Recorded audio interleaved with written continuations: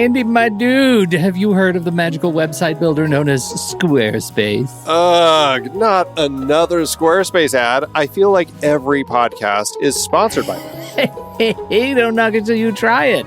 Yes, okay, it is overhyped, but actually it lives up to the hype. Squarespace is like a website fairy godmother. With a click of a button, your site transforms into a beautiful masterpiece. A website fairy godmother? That sounds interesting. What makes it so magical? Well, for starters, those slick templates make anyone look like a professional web designer. Pick one, customize the colors and fonts to match your brand, and voila. Plus, the drag and drop fluid engine is so easy, your grandma could build a site on Squarespace. Well, she did knit me a lovely scarf last Christmas. Maybe website design is next. Exactly. And when you're ready to sell your Nana's handmade scarves online, Squarespace has built-in e-commerce. Add a store with one click. Get flexible payment options. Then watch those sales roll in. And when she wants to teach others her steezy scarf skills, Squarespace's new courses feature is just the ticket. Nana can set up her curriculum and enrollments and payments in a snap and become the next e-knitting influencer. Oh, wow, you really sold me with the grandma angle. Sign me up for that free trial. Just go to thenextreel.com/Squarespace and transform your site into a beautiful Squarespace masterpiece. Well, thanks, Pete. Even though it's overhyped, Squarespace actually sounds perfect for Nana's site's needs. Appreciate the warning on the ads, though. I'll brace myself next time I listen to a podcast. Anytime. Let me know if you need any help getting that site up and running.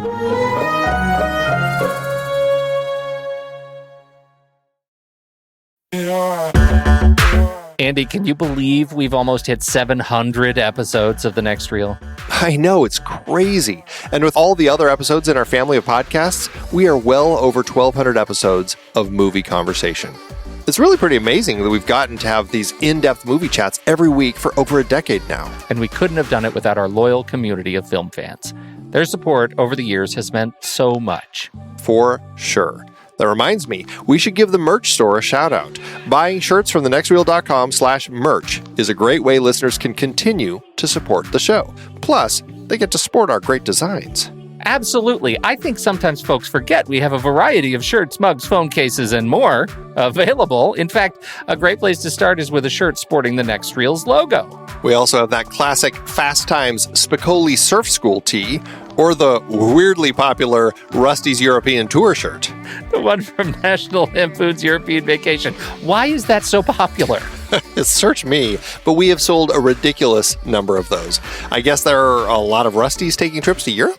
We're always adding new designs based on movies we've covered, like our brand new design for a streetcar named Desire, featuring a streetcar named Desire. So if you want to rep your love of TNR and films, head to thenextreel.com/merch. Every purchase helps us continue to have these weekly in-depth conversations. So visit thenextreel.com/merch today. And as always, thanks for listening and being a part of the Next Reel community. We've got lots more great movie chats coming your way.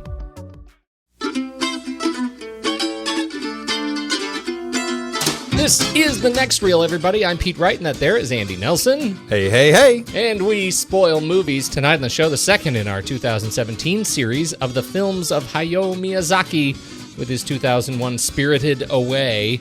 Before we get into that, you should learn more about us at thenextreel.com. Subscribe to the show in your favorite podcast app or follow us on Twitter and Facebook at The Next Reel. And if you're a regular listener of the show and you're interested in supporting our ongoing work investigating great film, please consider a regular donation through our Patreon page at patreon.com/thenextreel. And you know what time it is, Pete? I do know what time it is, Andy. Tell the people. It is time for our next Listener's Choice drawing. That's right. For those of you who are following us over on Patreon, we're going to be drawing a name out of the TNR hat. And the lucky winner is going to get to pick a movie for our next Listener's Choice selection. Should we do it? We should do it, Andy. We should do it. I've been waiting for this since last quarter. All of my excitement is on the quarter. Excellent, excellent. Well, here we go. Can I get a drum roll, Pete? You can. Insert drum roll Foley sound here. Excellent. All right, Pete. And the winner is Nick Langdon. No way! It is. It really is. Oh, that's going to be good. We have been corresponding with Nick Langdon in some fashion or another for a long time. It is about time. And you posted, didn't you post today something something looking for if you won in Slack, what would you choose? I did, in fact. And I got to tell you, Nick Langdon, he chose some great films. He did, and a good number of them. So it'll be now it's up to him to whittle down to that one movie, which we will announce soon. Outstanding. Congratulations, Nick Langdon. Thank you so much for being part of the community. Absolutely. We got a blot spot, Andy, friend of the show. Ben Lott has written in with his rebound on his love of anime. Princess Mononoke. I guess I'm just not programmed to love anime. I keep trying and keep failing. Princess Mononoke started out promising, and then it devolved into an overly complicated Fern Gully, Pocahontas, Avatar, or Dances with Wolves. I don't need to see that story again, ever. Your rank 191, my rank 187. Isn't that funny? I think he doesn't like stories that are about saving the environment. He's an anti-environmentalist. Yes, that's right. That's right. More There Will Be Blood. But Waterworld, yes. Waterworld, go. Postman, go. Andy, it's time. Let's do trailers.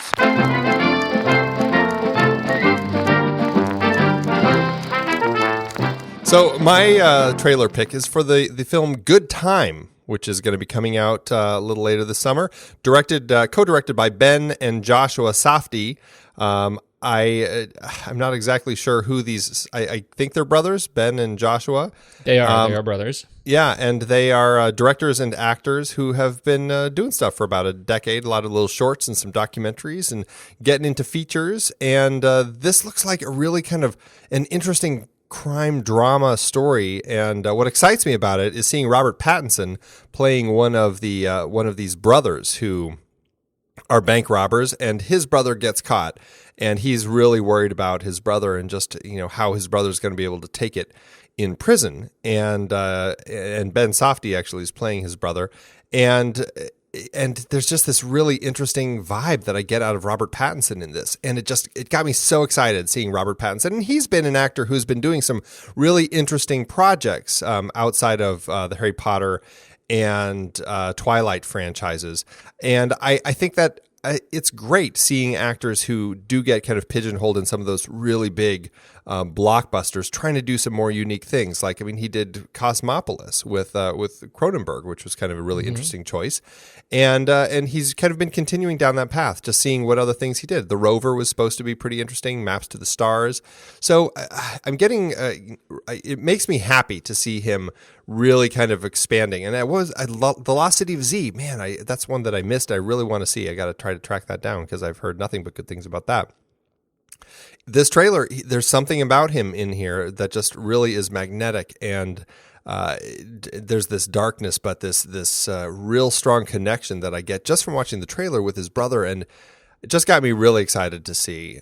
Jennifer Jason Leigh pops up. She's been always fantastic. Barkhad Abdi pops up in here, and it was nice to see him. So I don't know. I think the other thing that really tipped me off that this was something I wanted to see is the fact that the A24 logo was on at the start of it again. And I've talked about how much I'm enjoying what that distribution company is doing. So, Good Time. What do you think, Pete? No, it surprised me. I hadn't heard of it. I haven't heard of these guys, but now, looking at their catalog of films and the films that they've collaborated on with Ron Bronstein, their co-writer with Joshua Safdie of Good Time, there are some really interesting looking stories that they've got. This Daddy Longlegs looks like something I need to catch. Anyway, I think it's worth investigating based on absolutely nothing other than I really like Robert Pattinson when he does these more off-the-wall films. I like Jennifer Jason Leigh when she's not in Rush. And Barkhad Abdi, I just love that dude's in movies, let alone he's really good. So, Here. I'm just really excited to see his credits list continue to grow, and I will continue to see his stuff. Big fan. Fantastic. Well, this premiered at the Cannes Film Festival. It's going to be opening here in the U.S. August 11th and in France October 11th. Those are the only release dates it has, but hopefully it will expand a little bit more beyond that. My trailer, Andy, is Okja. Had you heard of Okja? Oh, yes. You had? I had not. I think we talked about it. We mentioned it. We didn't know what it was, but I think when we were doing that was our it. Bong Joon-ho series, we mentioned it. We just didn't know what it was, yeah. That's right. And that's, I guess that's what I mean to say. When I first heard of it and saw the promotional art for it, I kind of passed it by, right? It's this big animal and this kid, it looks kind of kid friendly. And then you look closer to the art and you see that there's like a silhouette on the poster, a silhouette of this big animal and the kid is holding the animal on a leash. And on the back of the animal is a giant like oil refinery. And I guess I missed that because it's much more interesting when you see that. It just looks like a kid's film. And I thought, I'm just going to put this on the list for when we're bored and the kids and whatever. Turns out, Andy, this looks like something I really, really want to see. It is essentially the cast of Snowpiercer, obviously Bong Joon-ho. We've got Tilda Swinton back as the maniacal crazy lady in charge of everything, and they have solved the world's food crisis by genetically engineering a wonderful, large pig-like creature. And it is the story... It's the story of trying to rationalize falling in love with the creature and also eating it. And I was really smitten by this trailer. I thought it was both cute and insane, and I love that it exists, and I can't wait to watch it. It is another Netflix acquisition, so we are going to get to see it online in the convenience of our own devices. What do you think? Oh, I'm super excited. We had a Bong Joon-ho series. He's made some really interesting films. And this just looks right in line with what I would expect from him. A really kind of quirky, creative, potentially dark sci-fi story that takes place present day, but kind of shifts things a little bit. And I love what he's doing here. I love these characters that he creates. Tilda Swinton you mentioned, but Paul Dano. I love seeing Stephen Yeun in there. Lily Collins. We even get Giancarlo Esposito popping in there. And of course, I've been hearing nothing but great things about Jake Gyllenhaal and his completely just insane character, Dr. Johnny Wilcox, that he plays in this film. I really am excited. And of course, the little girl playing. I'm not even sure what the little girl's name is who plays the lead, but she looks great. Mija An Cho-hyun yes. is the lead, and she looks delightful. It feels like a red balloon on the killing floor kind of a story. It's so right. Crazy. So I'm excited about it, and you're right. God, Dr. Johnny Wilcox, another Jake Gyllenhaal, great Jake Gyllenhaal role. So I'm excited about it. It looks like it hits June 28th. It's going to drop on Netflix. It does. It is already, let's see, as we are recording this, it actually premiered at Cannes 4 days ago. And so Sydney Film Festival gets it June 18th. UK gets it June 23rd. And pretty much everybody else, it looks like, with Netflix, is going to get it June 28th. There you go. Excellent. I finally get a bouquet, and it's a goodbye present. That's depressing. What is it? Come on, let's go in. I want to see what's on the other side. Where are you going? Hey! You said just a quick look! Now let's go back! You shouldn't be here. Get out of here, now! What? Leave before it gets dark. You've got to get across the river. Go! I'll distract them. Mommy! Ah! I'm dreaming! Ah! Come on, wake up! I'm see-through! Don't be afraid. I'm Master Haku. No! I just want to help you. No! That's good. Spirited Away, Andy. Spirited Away, 2001. Released in the U.S. 2003. Writer-director Hayao Miyazaki. It is the story of a young girl, Chihiro, who she goes on a crazy adventure after her parents turn into pigs. How did it hit you? Not enough? No, I think that's one way to sell it. Yes, that is. It pretty much says everything you need. I love this movie. This is, I think, one of, if not the best, it is one of Miyazaki's best films. I really, really fall in love with it more and more every time I watch it. And this time, it spoke so highly to me that I was watching this with my son, and we started it late and like practically at bedtime. And he would, I kept saying, all right, why don't we pause it and you can go to bed and finish it later. And he would not let me stop it. I mean, he wanted to finish it all the way through to the end because he was so stuck in this world. He just was enamored with it. And he had seen it before. I think it speaks so highly that it latches onto you, regardless of your age, so well. It's a really strong film. It's a beautiful journey. There's a lot of really interesting stuff happening in this film, and it's a fantastic and fantastical world that Miyazaki has created here, and I just love it. Well, we really struggled with it over here. Oh, My really? kids didn't connect with it, and I have trouble with Miyazaki's whimsy. Psych! I loved this movie, Andy. It's my very favorite of Miyazaki's movies. I was going to beat you.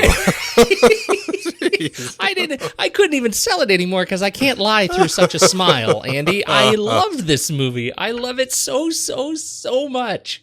I adore it. I think it jams so much into just thematically into this what could have been just a really sort of dumb ride of this girl through this fancy spirit village. It could have been just a visual adventure, and it ends up being something that allows you to be really introspective and consider the world around you. And that is just the gift that Miyazaki has imparts on us as viewers. And I think he's so good at it. Of all of the things that Miyazaki does well in his filmmaking, this movie nails all of them. It is an example of all of them. And I think that is just terrific. You brought up kind of that idea of film that's it could have just been like this beautiful journey and nothing else. I think that it's something that's easy to compare it to is Alice in Wonderland. As a kid, like the Disney version of that film, I really loved as a kid, and as I got older, my love for it kind of grew less and less. I still think it'll always hold a special place in my heart. It's a beautiful film. It's a really creative story, but there's no meat to it. It's just kind of this wacky, crazy adventure that Alice goes on, and in the end, she's just kind of wakes up, by the rabbit hole, and everything's okay. And it's like, what a peculiar dream. And it's just kind of like, oh, okay, there's nothing to it. It was just a dream. And even the book is just this nonsensical journey that she goes on there too. Very much speaking of the kind of the supposed like acid trips that Lewis Carroll was taking when he was actually writing those stories. But this is so much more than that. There's a real character journey here. You get this sense of this little girl who's forced to move and leave her home. And over the course of this journey, by the time we get to the end, we see her kind of grow, and she comes into her own, and she finds strength in who she is, and she's able to help people and read people, and she's just got this better sense of everything outside of her own little world, and that really kind of helps her as we get to the end, and we see how she's grown and changed. And I think it's so beautiful, and it speaks on so many levels of just human growth, and it's powerful. Oh, it is just fantastic. The other thing that beyond her, once you get out of her, is that we've got this so many of these other variables, right? These other variables that are presenting their experience to her in her process of growing, right? Greed and gluttony and desire, and Miyazaki's favorite, the environment and a whole healthy world, appearance and dedication and nostalgia, which is just a wonderful theme throughout this. It is, as Miyazaki says, nostalgia is not just the domain of the old, right? And I think that's one of the things that this movie really allows us to see, is that through this little girl, she's starting with this move, and she is already, even at 10 years old, she's already nostalgic for a past that she has, that she misses. And I think that's really a really important piece of this. The experience going forward is what allows her to process what she has missed and is left behind. And I think it's just beautiful. And, What's up with the parenting? These people are nuts. They're just crazy parents. It really cracks me up how they are. I mean, to a certain extent, though, it's like, you know, you've had these kids for so long. You know, there are things that your kids do and say that you kind of just stop paying attention to and stop reacting to.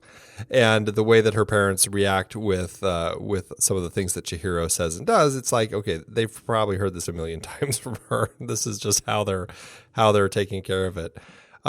But, you know, yeah, I mean, her dad certainly is a nutty driver. I mean, it's just like, let's take this road to nowhere, but I'm going to drive like a maniac because why not? Yeah, right. Well, it's interesting on this on the experience of parenting and her experience of being parented, that the parents almost come off they come off as maniacal, right? Just and not necessarily sort of menacing, right, or sinister, but certainly inattentive to their experience of being parents, right? They threaten to leave her alone by the car in the scary woods, right? They are so interested and self-interested in their own experience of this old broken down amusement park that they are inconsiderate of her and what she's going through. And she's already sad, right? So, and then they're entirely motivated by the treasure hunt of, what is that smell that they start turning over every door, every corner, until they become our first example of just sort of gluttony in the film, as they find the food at the very first shop that is sort of coming to life in the evening, and they eat it to the point that they are cursed and become giant, disgusting kind of pigs. They really are. They're almost okjas. They are almost okjas, but okja was sweet. Okja. You want to cuddle with Yes. Okja. You wouldn't want to cuddle you don't with want to their cuddle parents. with the parents. Nice. I find it just really great, and I think it's I really am touched by the experience of like introducing this young girl to her parents in this light. I think that's the start of the lessons that we get to experience in the film. Well, and for a 10-year-old kid, it's interesting to put your parents in that light, right? I mean, kids, certainly at that age, tend to look at their parents with a little more a sense of, the protector, the one who's always right, the one who always knows everything. And here is a great example of her parents being these kind of poor examples for her of, driven by greed and gluttony. And that's kind of her first example is, her parents certainly are not perfect people. And now she's going to have to deal with those repercussions. Yeah, right. Her experience of kind of going further in looking for her parents is also her experience of escaping her parents. Yep. One of the things that I found myself thinking as we were watching the film is just, I mean, it's another long film, right? It's not an 80-minute romp. It's another longer film. I can't remember. Does it come in over 2 hours, 2.5, something Just like that? over, yeah, 2 hours, 5 minutes. Yeah. There is another remarkable sort of sense of stillness in the film. There are a lot of these passages where the background just stops moving, where there's no motion on the screen, or where there is just enough in the background, or the water is flowing, or it's characters are just taking a deep breath, and I think that's a lovely thing. Particularly when she's huddled up in the corner against the wood, against the bathhouse, she's lonely and sad, and we get to just watch her be sad. And I then stumbled on this quote in an interview with Miyazaki that Ebert did. He asked him about that very thing, and he called it gratuitous motion in films. These are silent moments of introspection, like the sighs and the running streams. And Miyazaki says, we have a word for that in Japanese. It's called ma, emptiness. It's there intentionally. The people who make the movies are scared of silence. They want to paper and plaster over it. They're worried that the audience will get bored. They might go up and get popcorn. But just because it's 80% intense all the time doesn't mean kids are going to bless you with their concentration. What really matters is the underlying emotions, that you never let go of those. And I love that. I love that he sort of, he invigorates the spirit of the film with Ma. And it is, again, it's another sort of Miyazaki stamp of patience. And coming off of Alien Covenant. That's what I was about to say. Who could have used a little bit more ma in his Needs film? a little bit more Ridley Scott. Ma 101. Yes. Oh, wow. Oh dear. Yeah, and that's something I really love is that there is a patience and what that allows for. And same thing going back to Alien in that conversation we had in our most recent film board is that it helps the world building. It allows the viewer time to just kind of settle in and just have an understanding of the world that they're in. I think that Miyazaki's films really have that time that he gives you to kind of get a sense of things, and it's those little details that it's like, oh, okay, these little soot balls just kind of move around like this, and they eat these little star candies, and okay, this is great, and then you kind of see where they sleep, and they kind of take her shoes, and just like little things, or even just the way that people are kind of waving out the windows and just walking through the hallways. I mean, he spends time and just allows for things to be happening. So you really get a sense of presence. And I think that's a very critical thing. You know, there's, I think time often is something that can be neglected in films where they do feel like they have to rush through a story and the storytelling needs to be quick to keep an audience's attention. And I think that Miyazaki's absolutely right. It's the underlying emotions. You have that in there and people will allow for that patience to work on them. Ridley Scott certainly did back in 1979 and certainly has lost that by the time he hit 2017. Man, you have not done well with that movie. Double feature podcast today. How else can I compare these?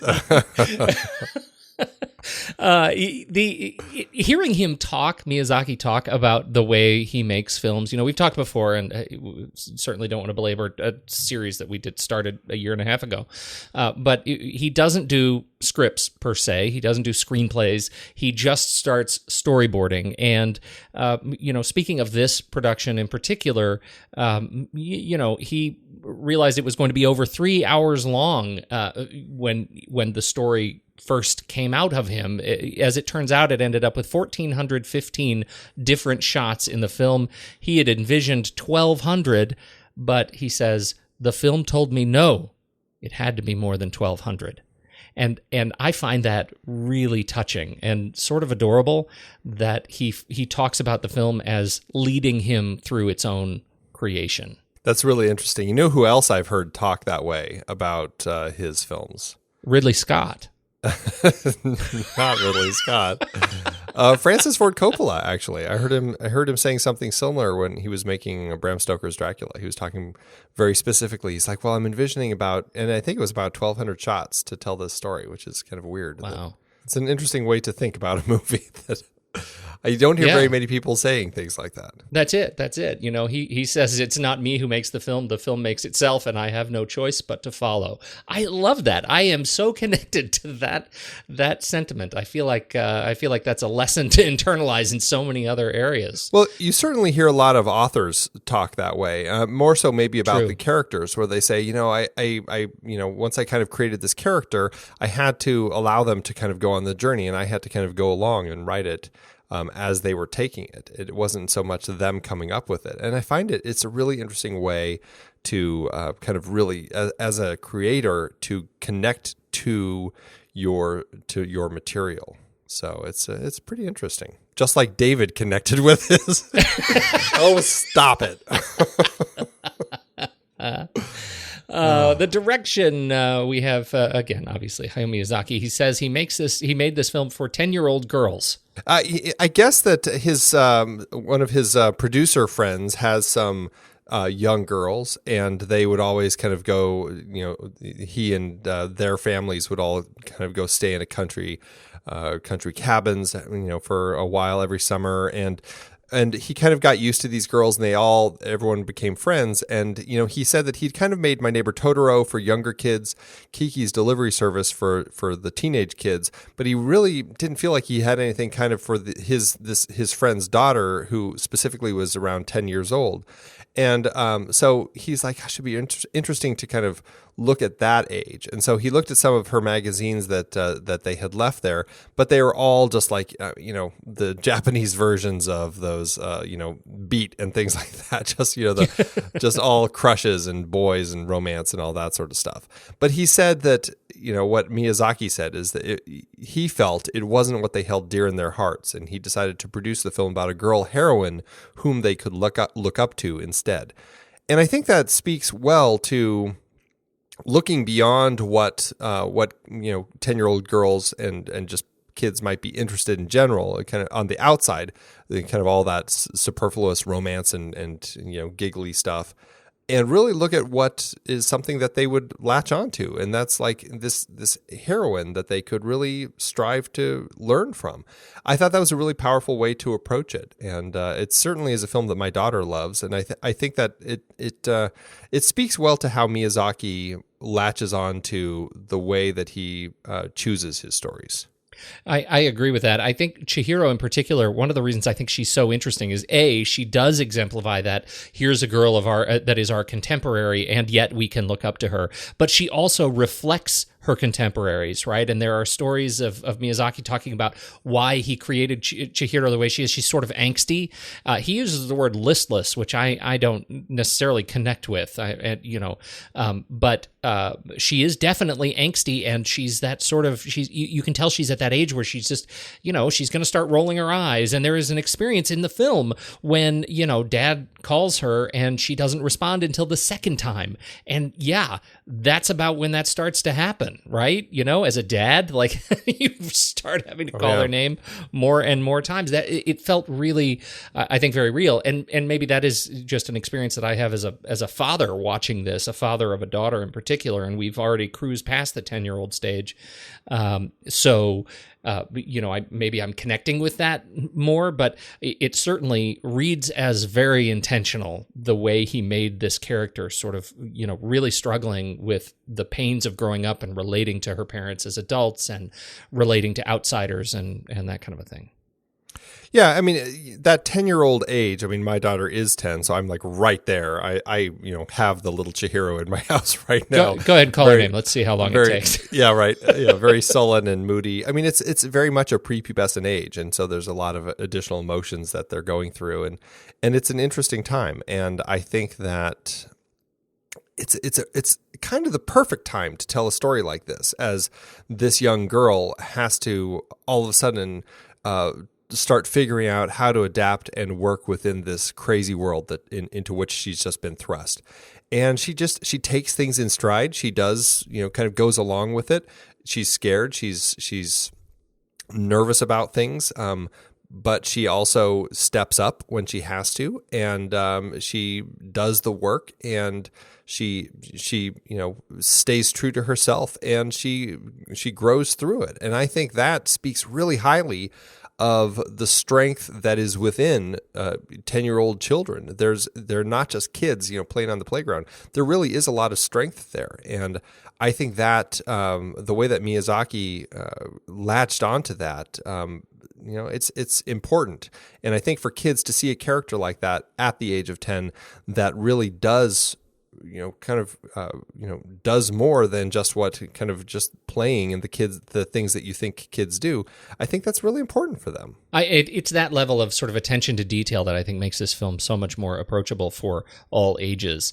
There were a couple of other elements of that attention to detail that I just wanted to mention that I thought were really touching. And the first one is a story of Miyazaki trying to help his animators figure out how Chihiro interacts with Haku in particular, but in general, how the characters relate to one another. They're such, fabulous sort of creatures, from animals and spirits to, radish gods, it's just a crazy imaginary, collection of these creatures. And there is a sequence where the injured Haku as the serpent is on the front of the fireplace, and he's bleeding and injured, and Miyazaki had a very specific way he wanted her to reach around and touch him and help him take the medicine, and so he sent all the animators to a vet clinic to watch how they relate to dogs in particular in a medical setting,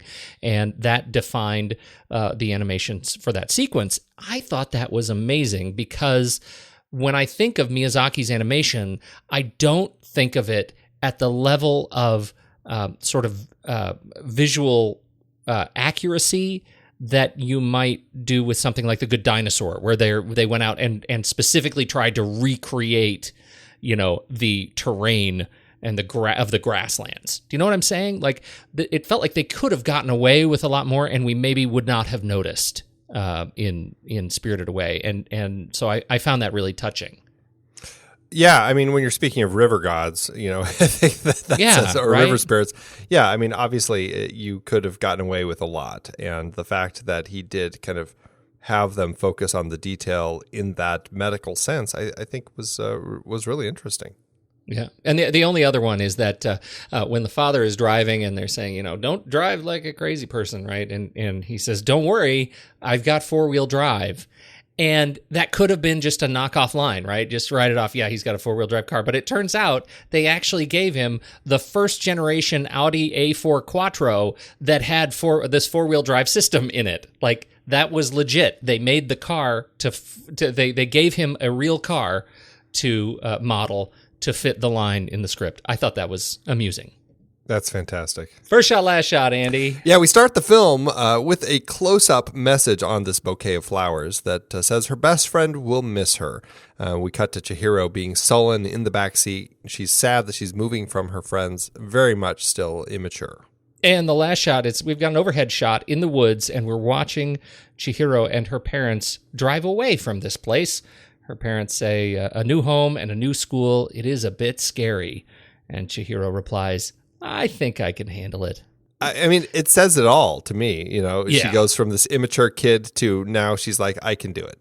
And I think that speaks to the growth that she goes through over the course of the film. I think the visual image, I don't think that there's quite as much of a connection. I think it's more about Chihiro's place in the beginning and end of the film. Totally. And it supports the architecture of the fable, right? Taking us into the new world, going over the sort of the transom, and then coming out again a changed person. And that's what she celebrates here. I think it was very intentional, and it reads as very intentional, and I think it's quite beautiful. It is. It really is. We've got casting coordinators. Motohiro Tanaka, Keiko Yagi, and Naomi Yasu did the Japanese, and the English version voice casting was done by Jamie Thomason and David Wright. ADR voice casting, Mickey McGowan. I watched it in English because I was watching with my kids. I have seen both, but this is one where I think that both versions are incredibly strong. The English version, I really have no problems with. I think the voices that they chose work beautifully. I think that they fit the characters to a T. And I think the way that the script writers chose to or found the right words to fit into the mouths of these particular characters that had already been drawn, they did a really great job. So nothing felt just oddly paced. Everything just worked.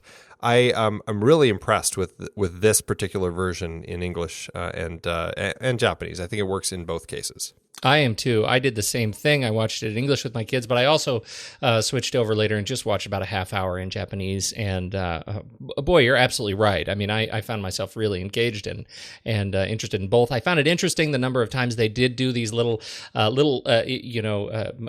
additions and tweaks to help us understand. There's a wonderful list online, because this film has been written about so much. There are some great resources online that actually it defines. Here are the things that are culturally resonant in Japan that don't need to be demonstrated, and that we had to actually go in and do some off-screen dialogue to say, hey, it's a bathhouse, for example, when if you're watching this in Japan, it's a bathhouse already. And so those are the kinds of things that came up. I thought it was really attentive. You can tell that it was, that translation was done with a lot of love. Absolutely. It's funny, though, listening to the writers talking about this, they said there were some hiccups when they were doing the translation. They got the script and they were trying to match things up. And the one thing that they said kind of caught them off guard was when the seal kind of gets coughed up from Haku when he's the dragon.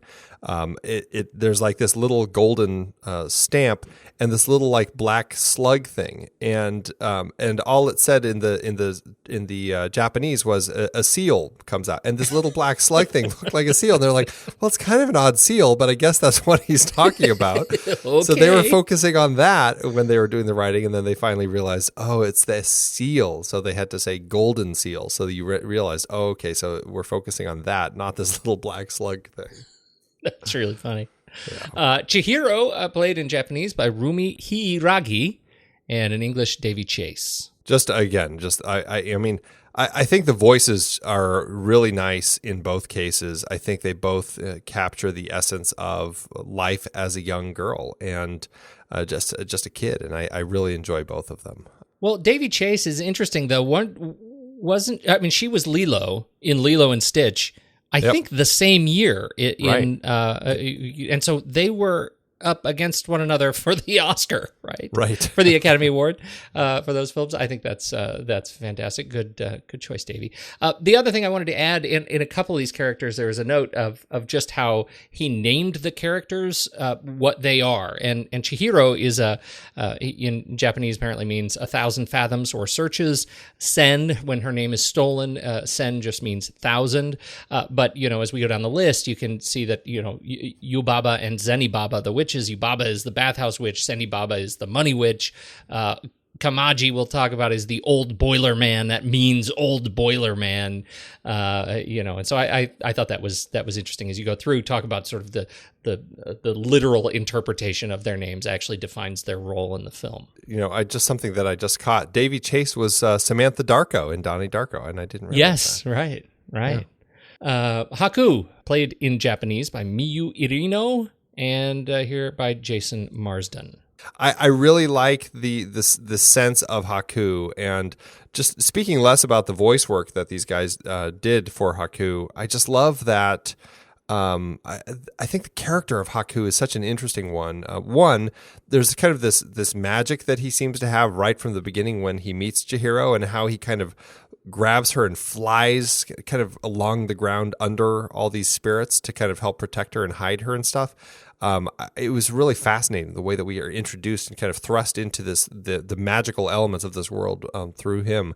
But I love how later he kind of implants these directions in her head, and we're kind of seeing it as he's explaining it to her, but it's almost like she's getting it from him, and so she knows exactly how to go to the pig pens and stuff.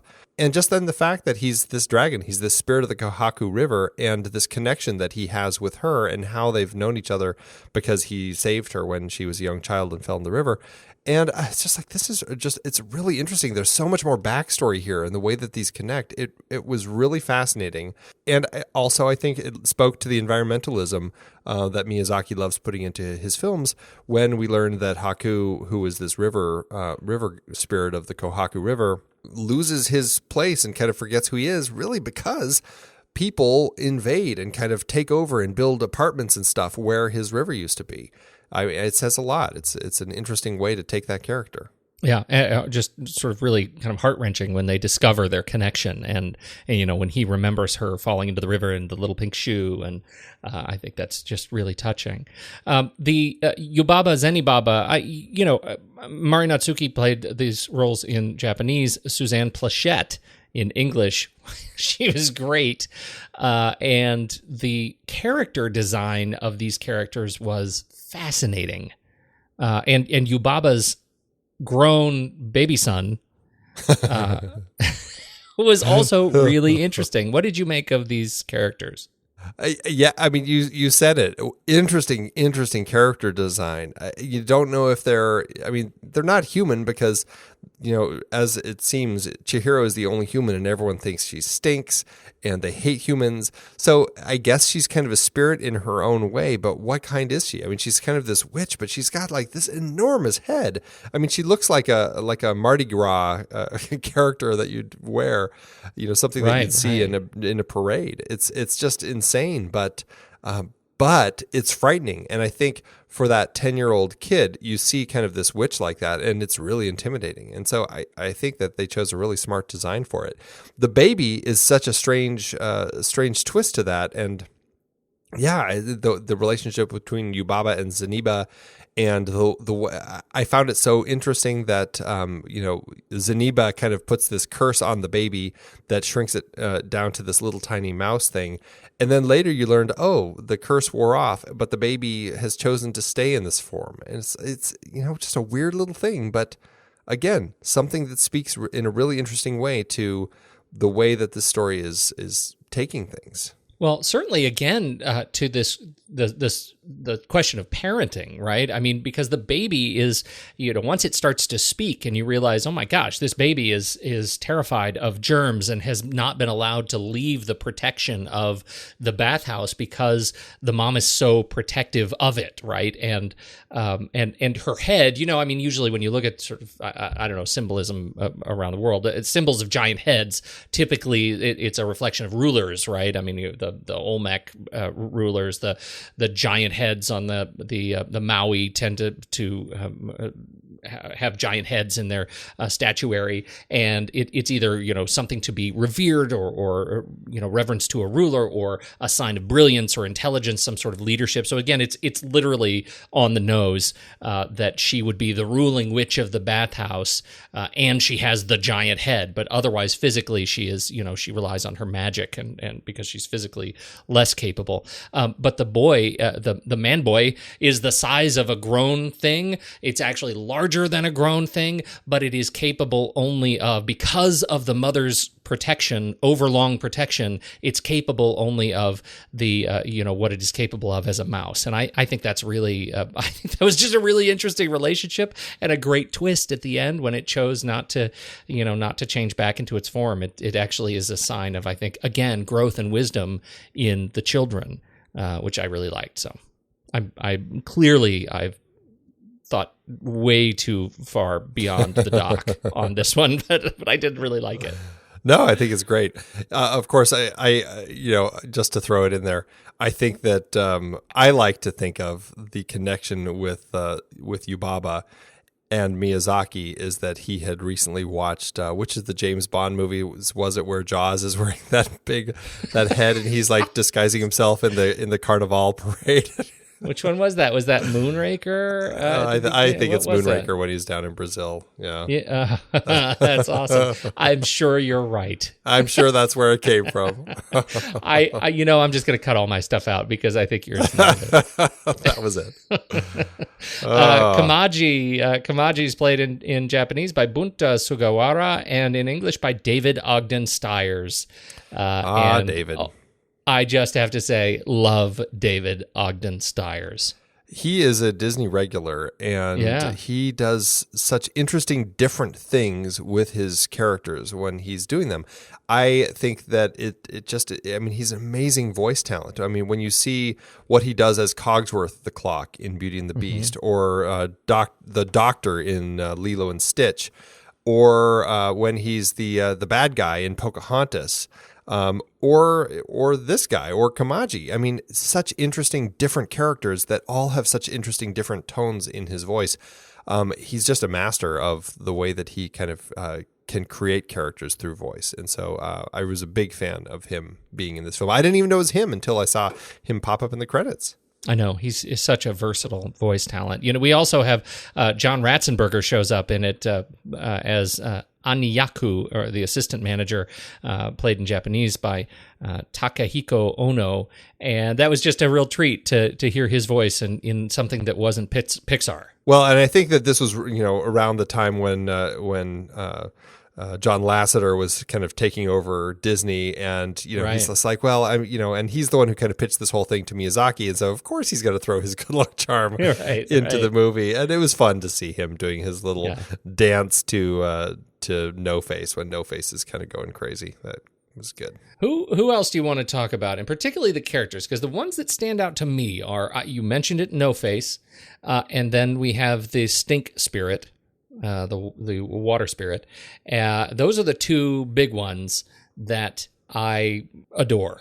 I don't think I have any other voice talents to speak of, other than the fact that Michael Chiklis pops up as Dad, which you know, he's just the star of my favorite TV show, The Shield. But other than that, I think it's the animation of the characters: No Face, the radish spirit, the river spirit that is also the stink spirit, and of course the little soot balls. I mean, it's just such weird stuff going on here. And No Face is such an interesting character because No Face is really kind of the only one that connects with Chihiro right from the start. I mean, No Face sees her on the bridge consistently. Every time she's on the bridge, No Face is there and is seeing her. And there's this kind of a really touching connection between the two of them. And it's not until No Face is trying to kind of do something more, and all of a sudden there's this greed element is introduced, and you see how No Face kind of starts, giving people what they want, and it turns into this monster, and it's how greed kind of grows.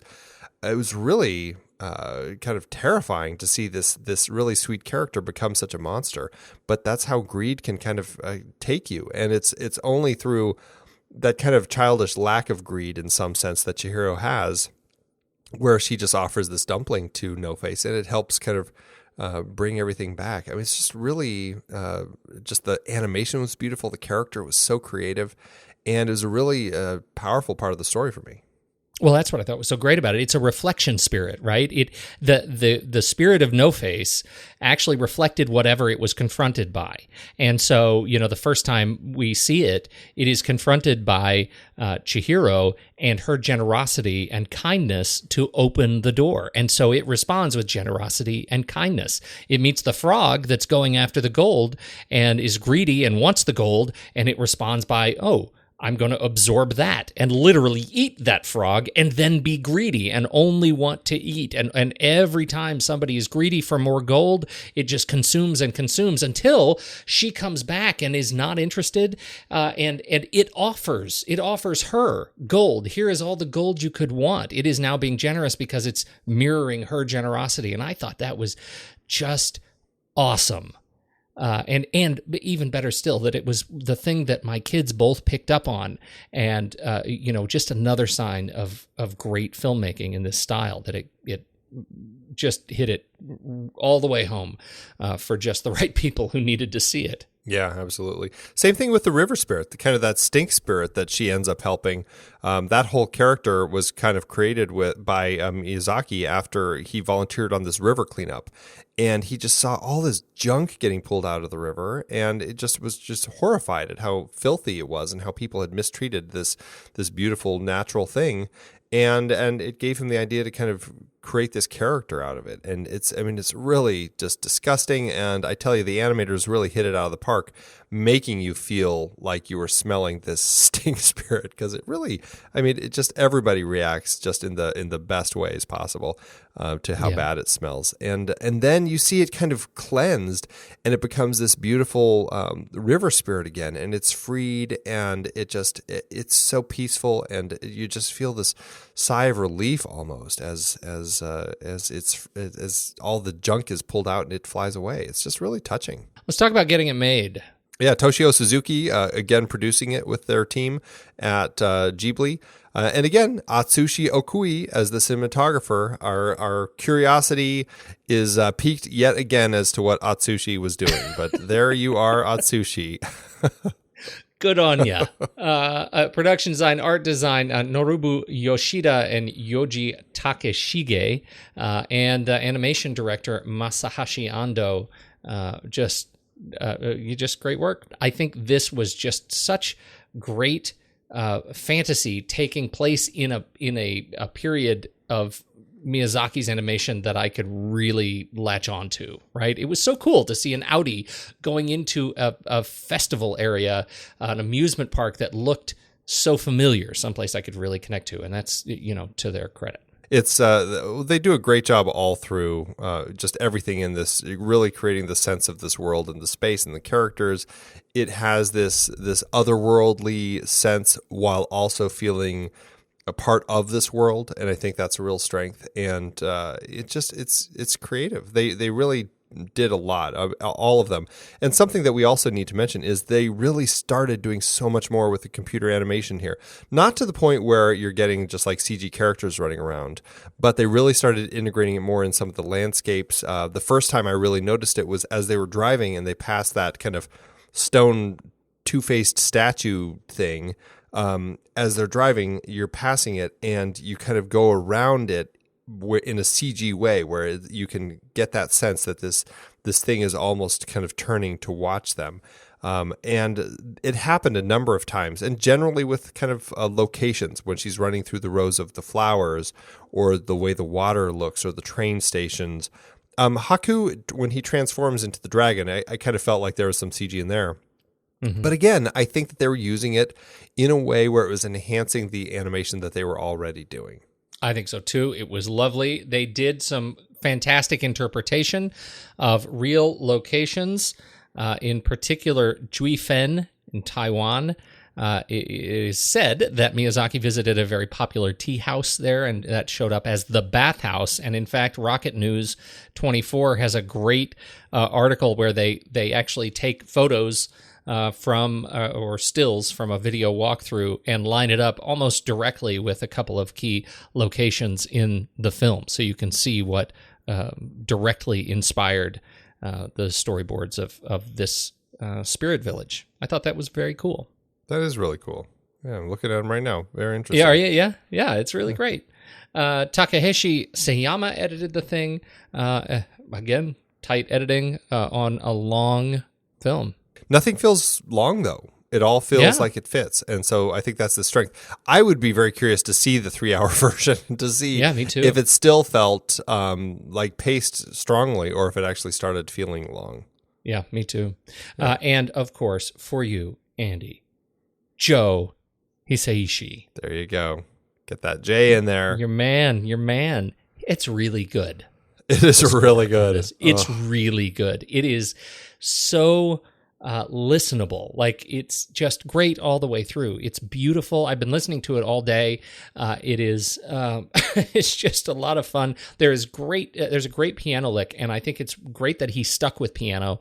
There's some wonderful orchestral stuff too, absolutely, but for the main theme, the piano keeps coming in throughout, and it almost sounds like they put the piano in the corner, and so the piano's kind of far away, and that gives it a really interesting sense of spirit. I love this score.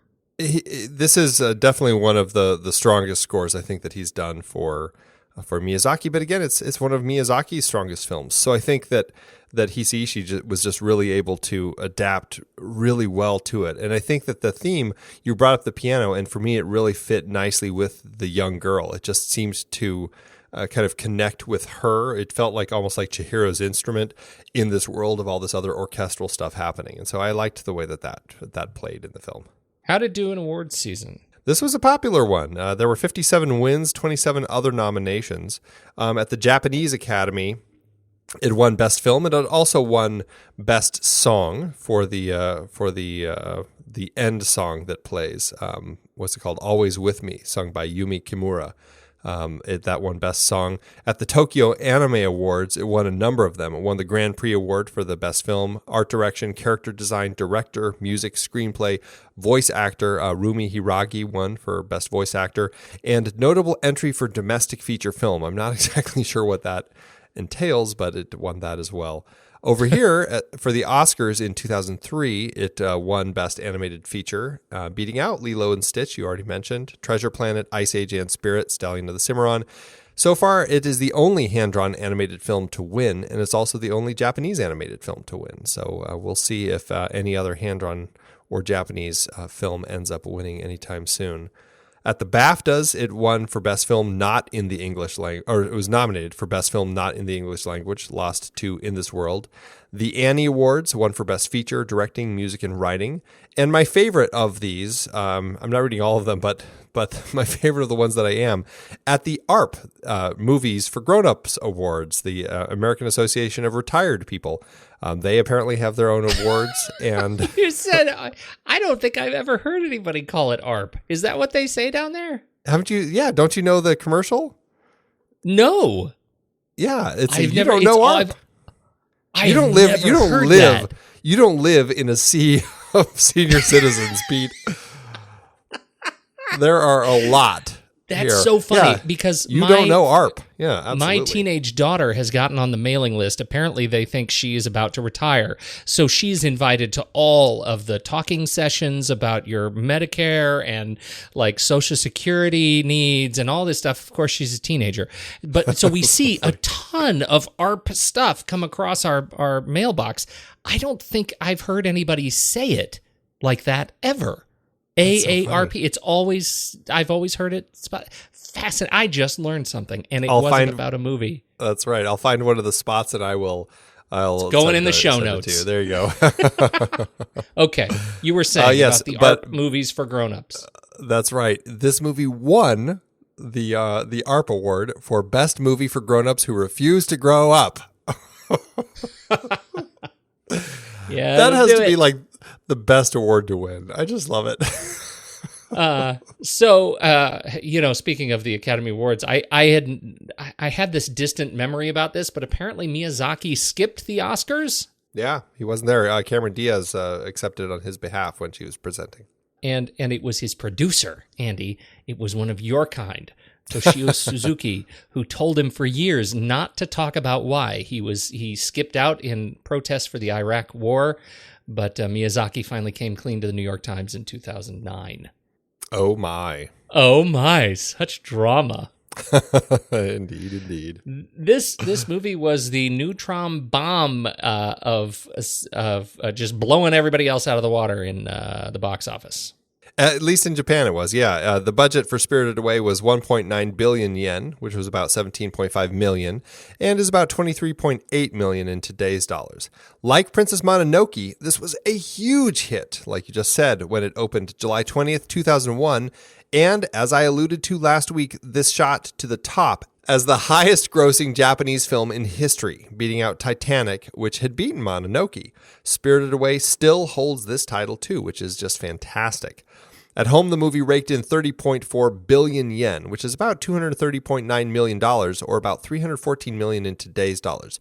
You'd think, with the success of this film, like its predecessor, that Disney would jump on the chance to distribute it in the States.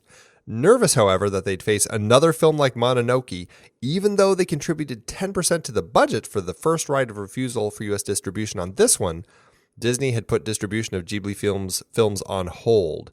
Luckily, the film won first place at the Berlin Film Festival, which boded well for it. And then, of course, as we mentioned, even luckier, Miyazaki had developed quite a fan in John Lasseter, who was running Pixar, but was very close to Disney at the time. He swayed them to lock in the distribution rights.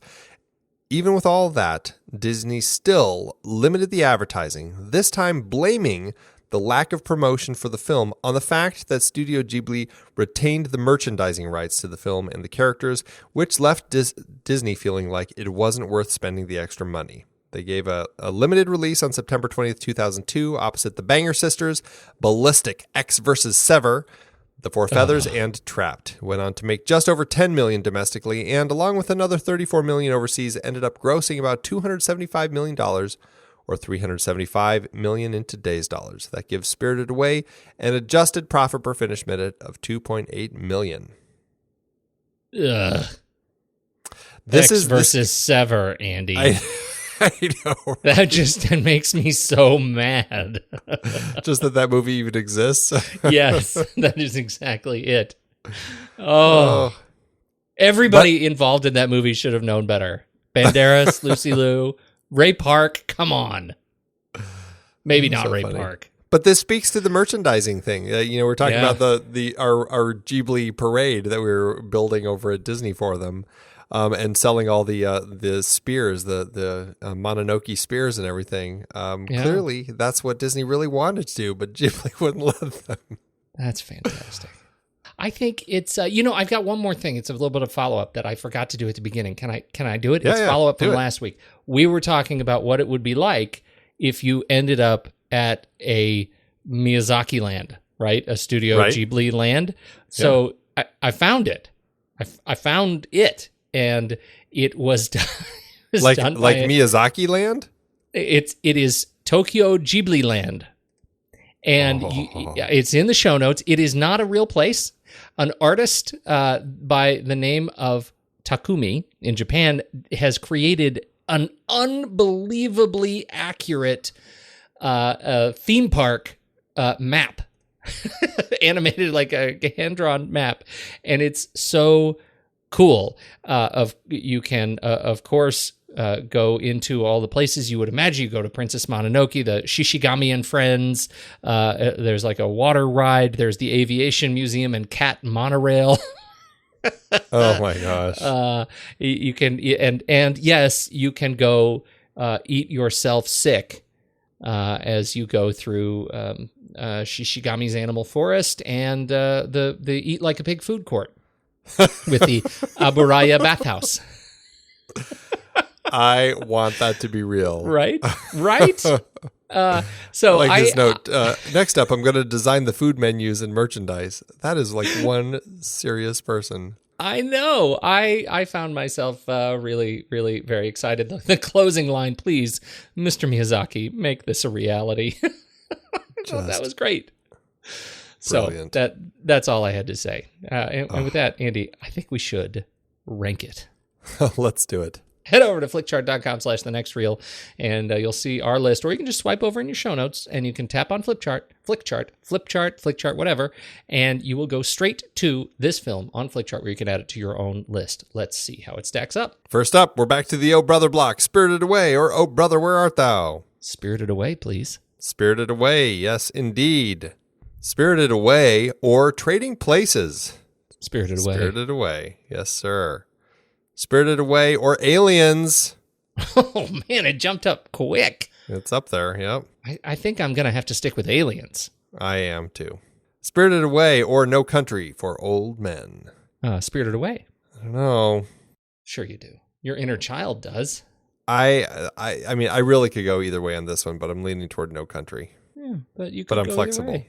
I'm flexible. Yeah, you're flexible. Yeah. I'll give you Spirited Away, but... Okay. All right. Spirited Away, or Ace in the Hole. Spirited Away. Yeah. Spirited Away, or The French Connection. I'm going to say Spirited Away. Yeah, I think Spirited Away. Spirited Away, or Apocalypse Now. I want to say Spirited Away. Really? If I'm just thinking about what I would watch first. I would say Apocalypse Now. Seriously? Yeah. Great movie. Tough watch. Yeah, but it's one that I have returned to many a time and always find new things. All right. Well, it would not be a. I would be all right with that. I will give you Apocalypse Now. Okay. Spirited Away, or The Matrix. The Matrix. Yeah, I'll say The Matrix. I was actually a little torn on that one.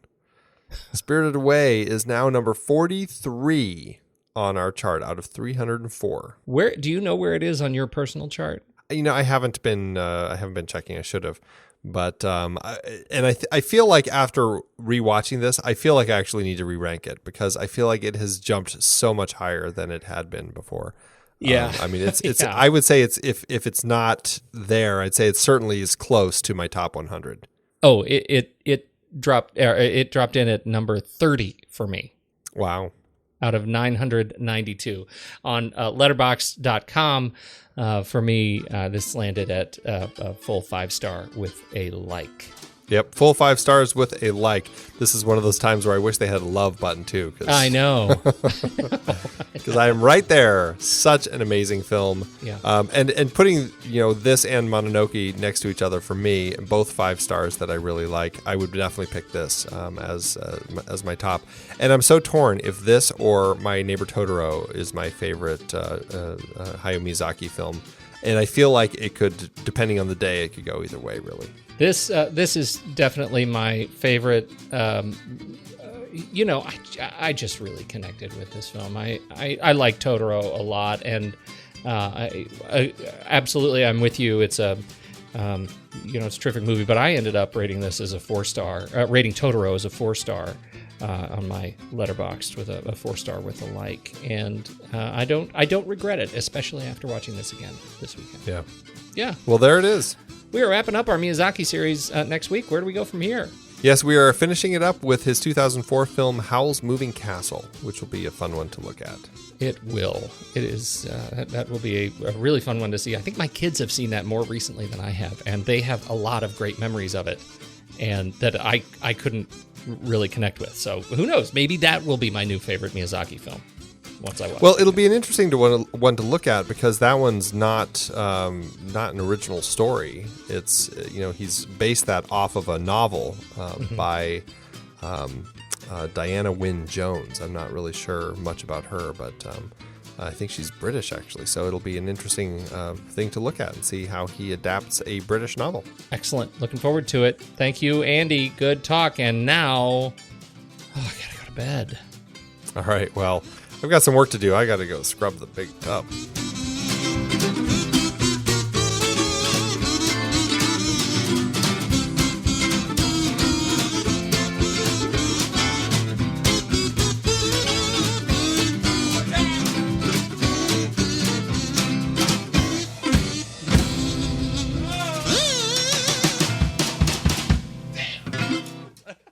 Amazon giveth, Andy. As Amazon always doeth. Oh, and Amazon giveth good. No, I think I should go first. Okay. I got a 3-star by Atkinson, who says, too weird. I like weird movies, but this one was a little too weird for me. There you go. That was it? I expected that was it. It was sort of a warm-up. Yeah, a 3 star is just too weird. That's all he had. Just but too it was weird. Yeah. Well, we go down from there. Noamara on May 14th, just a couple of days ago, in fact, says this movie is 1 star incomprehensibly bad. It is not suitable for young children. Parts of it will terrify them and make them fear that their parents, interested only in shoveling food into their own mouths, will not protect their own children. Not suitable for older children and adults. Too smarmy and slow developing. The voice actors seem to have accepted their roles only to pick up a paycheck. They deliver their lines flatly with no real involvement or emotion. Overall, a terrible movie. This movie is not suitable for anyone. Andy, just went through the list. For children or older children or adults, not suitable because of smarmy. Oh, that's just awesome. Learned a valuable lesson here today. Thanks, Amazon. It is hard to believe that we have been having in-depth weekly conversations about movies since 2011. Oh, I know, you're telling me. Producing this show week after week requires a ton of work behind the scenes. If you'd like to help support our efforts, one easy way is by using our originals page when shopping for books and movies that we've covered. Just visit thenextreel.com/originals. Your purchases made through our links give us a small commission at no extra cost to you and allow us to keep having these great conversations. In Season 6, our Disease Films series had adaptations like The Omega Man, based on I Am Legend, The Andromeda Strain, Children of Men, and Blindness. I Am Legend is so much better than The Omega Man. What about the Will Smith version? Don't get me started. For our This Is Real Life Jack series, we talked Black Hawk Down and Seabiscuit, some great true stories based on fantastic books. And we had more listeners' choices like The Fly, The Emigrants, and Scott Pilgrim vs. the World. You just did a series on The Fly on the Sitting in the Dark podcast. Did you read the original material? Wasn't watching every Fly movie enough? Our Big Betty Davis series featured adaptations like The Little Foxes, Now Voyager, All About Eve, and Whatever Happened to Baby Jane. Are you calling Betty Davis big? Only in personality and force. She is a force to be reckoned with.